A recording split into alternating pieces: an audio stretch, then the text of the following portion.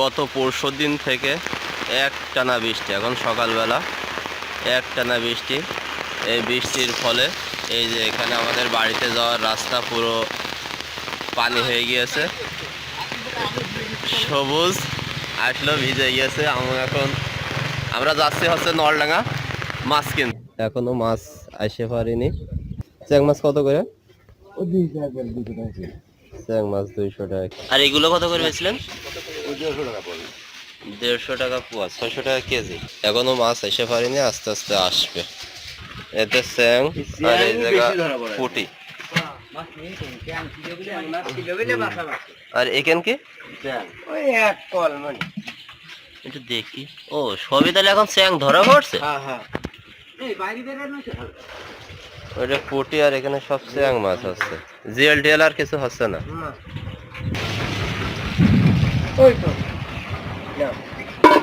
চ্যাং খলসি আছে, জিএলও আছে।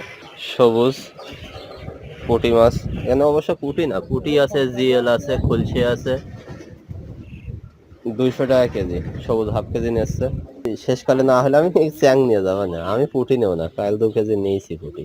চাচা কি মাছ নিয়ে এসে দেখা যাক। এক পোয়া মাইপেই নিয়ে আসে। তাহলে কত দেওয়া লাগবে না?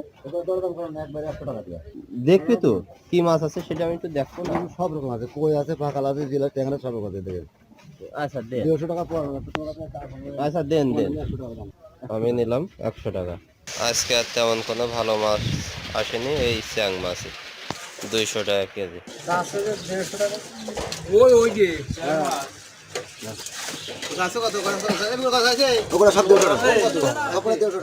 আমি এখানে চ্যাং নিলাম 1.5 কেজি চ্যাং নিলাম 200 টাকা কেজি।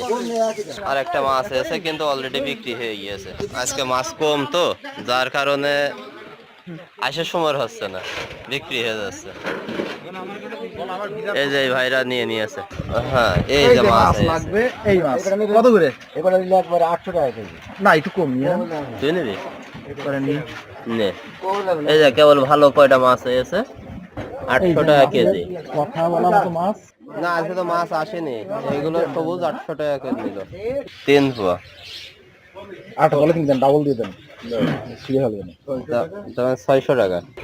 বৃষ্টি থামছে আবার হচ্ছে।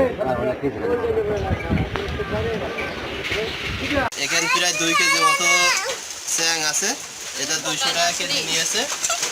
আর এই যে কই আছে, এখানে পাকাল আছে, এটা 1 পোয়া মতো।